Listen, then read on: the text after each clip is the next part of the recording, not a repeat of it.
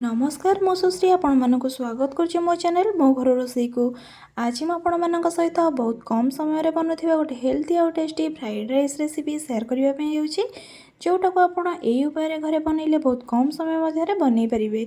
आपणक घरे जदि पूर्व राति किसी भात बड़ी पड़ी थाए से भातर आपण एई उपाय फ्राइड राइस बनईकी खाई पारिबे, जोटा कि बहुत टेस्टी लगी थाए खाइबा एबे से पूर्व राति बड़ी मुझे किसी अरुआ भात नहीं एबे यहाँ है जीरा राइस चाउल। आपंकर जेकोसी घर चाउल हो कि जेकोसी चाउल उषुना हो कि अरुआ आपड़ से फ्राइड राइस बनईकी खाई पारिबे।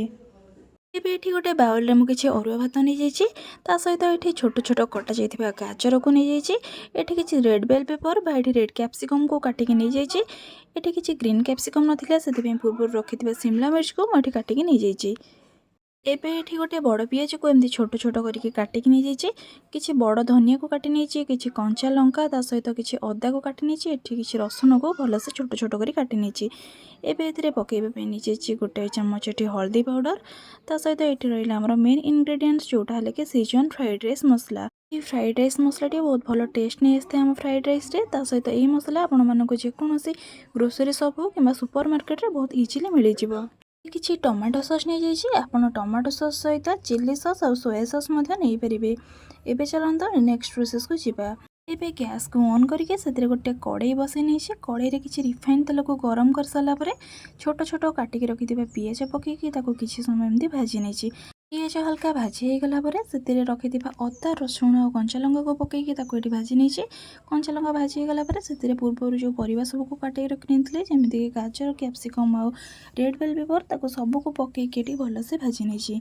एबे भाजी हो गला से पकई नहीं स्वाद अनुसार अल्प लुण, बेसी लुण देवेनि कहीं आम फ्राइड राइस मसला आगर लुण थाए से अल्प केवल परिवाई लुण दे सारिकी गोटे चमच हल्दी पाउडर पकईकी किसी समय भाजी नहीं। भाजी हो गला से रखि अरुआ भात को पकईकी भल से गोले नहीं एबे भल से गोले हो गला से रखि शेजवान फ्राइड राइस मसलाटी पकई दूचे मुझे अल्प पानी गोलेकी रखी नहीं सहित पूर्व रखि टमाटो सॉस को ये पकईकी भल से आम गोलेकी रखी नवा।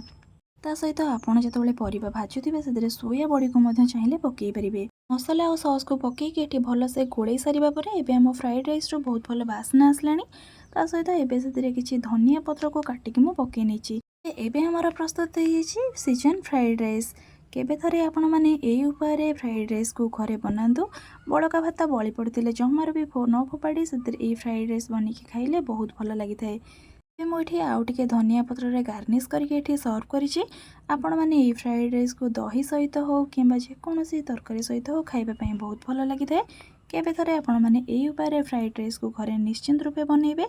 मते कमेंट सेक्शन में कहिबे वीडियोटी आपण मानकु केमिति लागिला। वीडियोटी हेल्पफुल होइतिले मो चैनल को सब्सक्राइब करबा सहित एमिति नुआ नुआ रेसिपी वीडियोर नोटिफिकेशन सबुठारु प्रथमे पाइबा पई हेले मो चैनल रो बेल आइकन को प्रेस करंतु। आपण एई रेसिपी को आपण फ्रेंड्स और रिलेटिव मानक सहित मते शेयर करि परिबे। सेतबेले पई रहउछि देखा बा गोटे नुआ वीडियो रे नुआ रेसिपी सहित।